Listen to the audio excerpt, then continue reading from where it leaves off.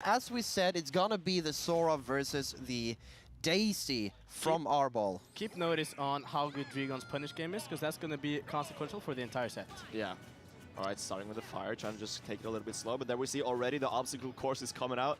Can Arbol actually get through it, or is he going to stumble? I like already how cautious DreeGon is when approaching, because we see when he doesn't get in with the initial hit, he just backs off. He doesn't want to take too much space, because he knows that can be detrimental when Daisy starts a combo game.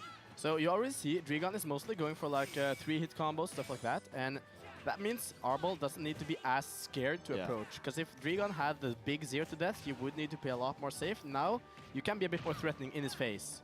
Yeah, it's definitely. I do like that DreeGon isn't going for anything overcomplicated. Like if you don't know the narrow loops, like if you're not fully consistent with them, it's better to just go for the bread and butters and keep your advantage instead of dropping the combo. Right now, strong start for DreeGon. Yeah, this is what we're talking about. I think.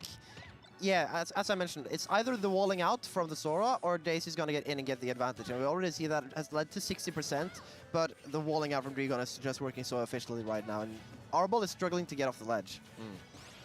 Oh no, that's an SD.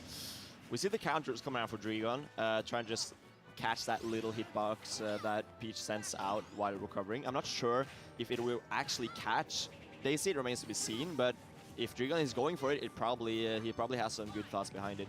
I'm excited to see how that plays out later in the set. But right now, on the ledge, and the Thundaga as well, looking really rough to just get off the ledge and get back into neutral. Sora as aggressive as he is when facing Riku in the games. The problem with Sora is like his movement, right? Because like if your opponent is moving really fast and has like a lot of great movement, it can be hard to actually get in because you're like moving slowly and you're very floaty. DreeGon isn't having a problem with that at all, though. Arbol is just. I think that's a little bit of the issue with Daisy in this matchup. Might be that she's not that oppressive and she can't really get around that speed too well because she's floaty too and she's just trying to do the same thing that Sora is, but she doesn't have the discernment to actually contest.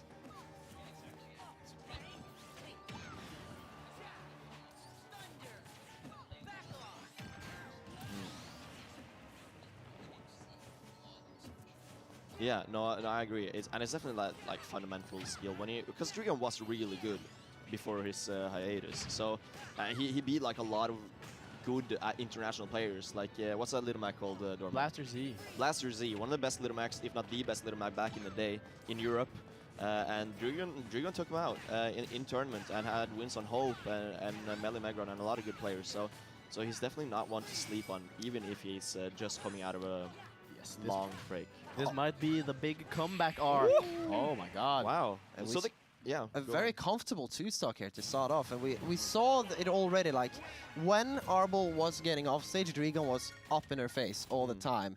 And we see that Daisy is struggling just to get in because this floaty area, like the threshold of where Daisy can logistically move, it's covered by Sora and the floaty double jump and just the floaty nature in general. Yeah, you're very right, Joe, because one of the things Daisy and Peach in general want to do is that they want to float outside of your area of threat. Like exactly. Your threat bubble. That's one of the However, biggest strengths. The float, like Sora's aerials are so big, and because his jump immediately puts him in a pretty high spot, which makes it so that you can't really